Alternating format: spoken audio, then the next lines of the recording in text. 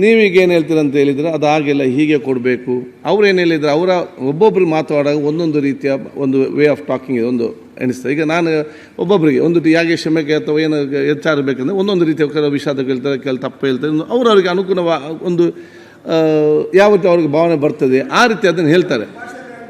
ಅವರ ಅವರ ಅವರ ಉದ್ದೇಶ ಏನಿದೆ ಅಂತ ಹೇಳಿದರೆ ಹೆಚ್ಚಿಗೆ ಯಾರಿಗೂ ಕೂಡ ನೋವಾಗಿದ್ದರೆ ಅದನ್ನು ತಪ್ಪಾಗಿದ್ದರೆ ಅದನ್ನು ವಿಷಾದಿಸ್ತೇನೆ ಅಂತೆಲ್ಲ ಉದ್ದೇಶಪೂರ್ವಕ ಅವರು ಅಂದರೆ ಆ ಉದ್ದೇಶ ಇಟ್ಕೊಂಡು ಹೇಳಿದ್ದಾರೆ. ಎಕ್ಸ್ಪ್ರೆಸ್ ಮಾಡುವಾಗ ರೀತಿ ಆ ರೀತಿ ಹೇಳುವಂಥದ್ದು.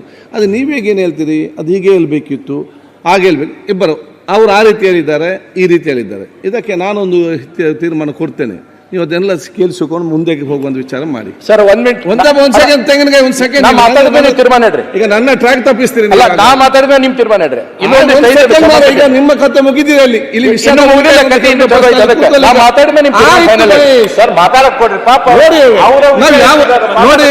ಮಹೇಶ್ ತೆಂಗಿನಕಾಯಿ ಅವರೇ, ಈಗ ಟ್ರೈನ್ ಬಂದು ಎಲ್ಲಿ ನಿಂತಿದೆ ಅಂತ ಹೇಳಿದ್ರೆ ಕ್ಷಮೆ ಕೇಳಬೇಕು, ವಿಷಾದ ವ್ಯಕ್ತಪಡಿಸಿ, ಇಲ್ಲಿ ಬಂದು ನಿಂತಿದೆ ಅಲ್ಲಿಗೆ. ಈಗ ಅದು ಮತ್ತೆ ನಾವು ಮಾತಾಡುವ, ಈಗ ಅದು ಕೂತ್ಕೊಳ್ಳಿ. ಈಗ ಇಲ್ಲಿಂದ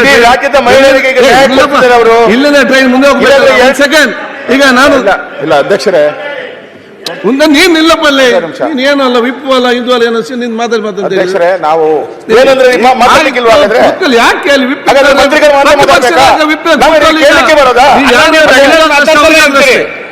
ಸೆಕೆಂಡ್ ಈಗ ನಾವು ಹೀಗೆ ಕೇಳಬೇಕು ಅಂತ ನಾನೇನು ಹೇಳಿ ಆಯ್ತು, ನಾನು ಹೀಗೆ ನಮ್ಮ ಲೈನು ಅಂತ.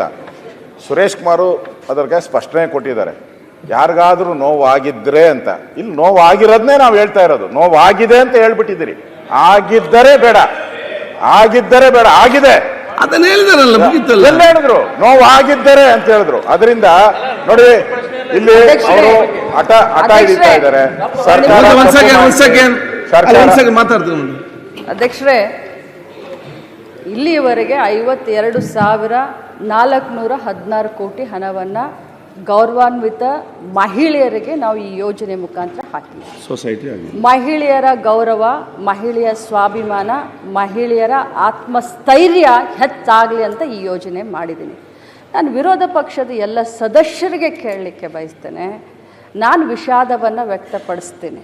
ಆ ವರ್ಡು ಮಾನ್ಯ ಸುರೇಶ್ ಸಾಹೇಬ್ರಿಗೆ ಇಷ್ಟ ಆಗಲಿಲ್ಲ ಅಂದರೆ ನಾನು ಕ್ಷಮೆಯನ್ನು ಕೂಡ ಕೇಳಲಿಕ್ಕೆ ಬಯಸ್ತೇನೆ. ಆದರೆ ಒಬ್ಬ ಮಹಿಳೆ ಅಂತ ಹೇಳಿ ಈ ಮಟ್ಟಕ್ಕೆ ತಾವೆಲ್ಲ ಮಾಡ್ತಾ ಇದ್ದೀರಲ್ಲ, ಯಾವ ಮಟ್ಟಕ್ಕೆ